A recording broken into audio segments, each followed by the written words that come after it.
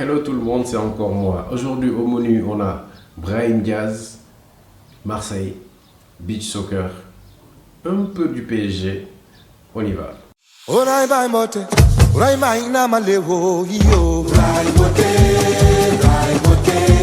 allons parler d'un joueur qui m'a vraiment bluffé en fait cette semaine durant le match de Ligue des Champions du Real de Madrid. Donc je veux dire par là Monsieur Brahim Abdelkarim Diaz. Alors Brahim Diaz, il est né le 3 août je pense 1999 en Espagne. Donc c'est un milieu de terrain, milieu axial ou milieu droit. Donc c'est un joueur vraiment qui est très percutant. Sur le côté, on dirait Lionel Messi, c'est-à-dire que c'est un gars, c'est un joueur qui porte ses attaques vers l'avant, qui est très vif, très technique, hyper technique, donc qui a marqué l'autre fois un but somptueux. Donc Brahim Diaz est un joueur qui a été prêté par le Real de Madrid, qui est revenu de prêt.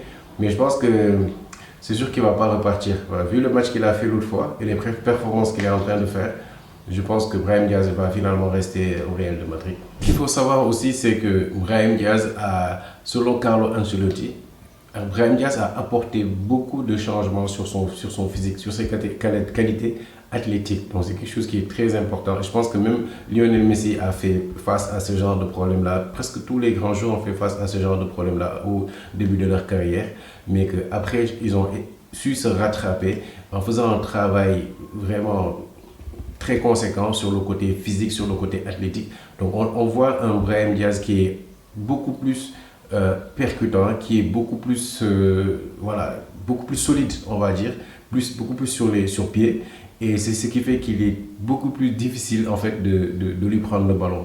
Donc c'est ce qui lui a valu aujourd'hui de pouvoir faire des courses sur une longue distance sans que le défenseur puisse prendre la balle ou qu'il soit entouré peut-être de 3 ou 4 défenseurs, un peu comme Lionel Messi. Je pense qu'il a beaucoup travaillé son physique, c'est que Carlo Ancelotti a bel et bien confirmé. Brahim Diaz, il est né en Espagne. Son père est marocain, sa mère est marocaine.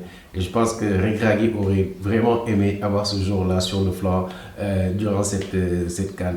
Brahim Diaz, c'est 183 matchs joués, 111 titularisations, 29 buts et 21 passes décisives. Donc, il faut dire que c'est un bon ratio pour 24 ans. Brahim Diaz est vraiment fait partie des plans, fait partie du futur de cette équipe du Real de Madrid, comme Jude Bellingham. Et franchement, c'est un joueur qui m'a épaté. C'est un joueur qui ne finit pas de nous surprendre. Et je pense que c'est un joueur qui est à surveiller sur le plan international aussi. Franchement, top, Brahim Diaz, il est bien. Et je vous laisse en commentaire me dire ce que vous pensez de ce joueur, Brahim Diaz, et aussi me dire si vous avez envie qu'on fasse un autre focus sur notre joueur. Alors, Beach Soccer, le Sénégal va jouer aujourd'hui contre la Biélorussie à 16h. Donc la Coupe du Monde de Beach Soccer commence aujourd'hui. Souhaitons bonne chance à nos Lions de la Teranga. Espérons qu'ils vont faire mieux que les joueurs du football sur gazon, si je peux appeler ça comme ça. Et puis voilà, en tout cas, ils nous ont toujours régalé, donc on s'attend à ce que ça continue. Alors, Marseille, Shakhtar Donetsk. Oh là. Franchement, Marseille est en train de passer une phase qui est très compliquée pour une équipe de foot. Marseille joue, Marseille se crée des occasions, mais Marseille ne gagne pas. On ne sait pas ce qui se passe à l'OM. Personne ne saurait dire c'est quoi le problème. Moi, je pensais personnellement que le problème venait de Vitinha. Donc Vitinha franchement, moi je pense que Vitinha, c'était la plus grosse arnaque que l'OM ait vécue en tant que joueur. En fait, c'était une arnaque à la Alidia. Je ne sais pas si vous connaissez l'histoire de Alidia, le gars qui était venu à Southampton alors que ce n'était pas un joueur qui disait être un cousin de George Weah. Bref, Vitinha, franchement, moi je pensais que c'était le problème de l'OM, mais je me rends compte que le problème est beaucoup plus profond que ça. C'est-à-dire que nous avons des individualités, nous avons des joueurs comme Iliman Ndiaye, nous avons des joueurs comme Aubameyang, nous avons de bons joueurs en termes individuels. Mais le problème, c'est qu'on n'arrive pas à être réaliste. Marseille n'arrive pas à être réaliste. Marseille a, en plus, Marseille a un gros problème pour tenir le score. C'est-à-dire que à chaque fois qu'il marque, à tout moment, en fin de match, Marseille peut prendre un but. Donc après, il faut dire que nous avons une charnière défensive qui n'est pas très constante. Nous avons un Balerdi qui peut un jour venir te faire le meilleur match du siècle et un autre jour venir, tu te demandes est-ce que c'est le même joueur qui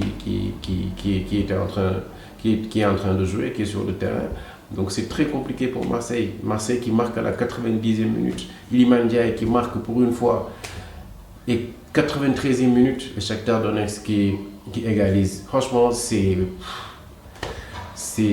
on n'a même pas les mots pour décrire ça parce que c'est décourageant en fait. Et je pense qu'aujourd'hui, on est arrivé à un stade où je pense que Gattuso, il a la hargne, il a ce vouloir gagner là. Franchement, ce sont des qualités que moi j'aime chez les joueurs et chez les coachs.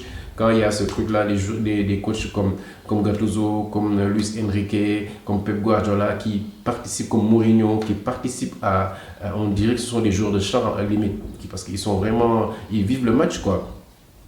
Gattuso a tout ça, mais je me demande si techniquement, voilà, est-ce que vraiment Gattuso il peut faire le boulot à Marseille. Après, l'autre problème aussi, je pense que ce sont des coachs qui viennent, qui trouvent un problème qui est là, qui doivent régler ce problème-là, en plus de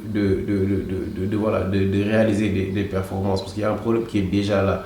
L'OM a recruté ici et là, franchement, pendant maintenant 4 ou 5 ans, c'est comme ça. On prend des joueurs, on ne sait même pas pourquoi on les prend. Le cas de Vitinha qu'on achète à je ne sais pas combien de millions d'euros qui nous a servi à rien du tout. Combien de joueurs sont venus, sont partis. On avait une bonne ossature. Voilà, on voit que et à chaque fois que ces individualités-là quittent l'équipe, tu vois que ils performent quand ils partent dans d'autres clubs.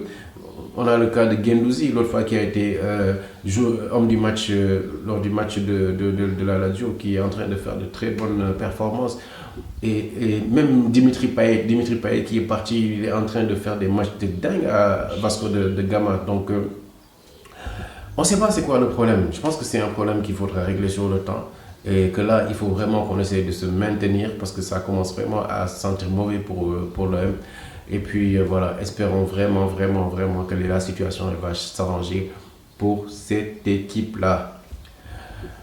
Paris Saint-Germain, Paris va très bien. Moi, je suis Marseillais, donc, mais je pense que Paris va bien sur cette Ligue des Champions. Match gagné, voilà, sans vraiment trop de problèmes. On va voir. Faut savoir que faut savoir que le PSG a été éliminé des 2 dernières compétitions en huitième de finale. Donc là, s'il passe les huitièmes de finale, c'est déjà quelque chose. On va voir ce que Luis Enrique va nous proposer. Et puis voilà, c'est ça. Hein. Donc c'était tout. Donc on a parlé de Brahim Diaz, on a parlé de beach soccer, on a parlé de Marseille, on a un peu parlé du PSG. Alors c'était moi, je vous reviens pour d'autres vidéos.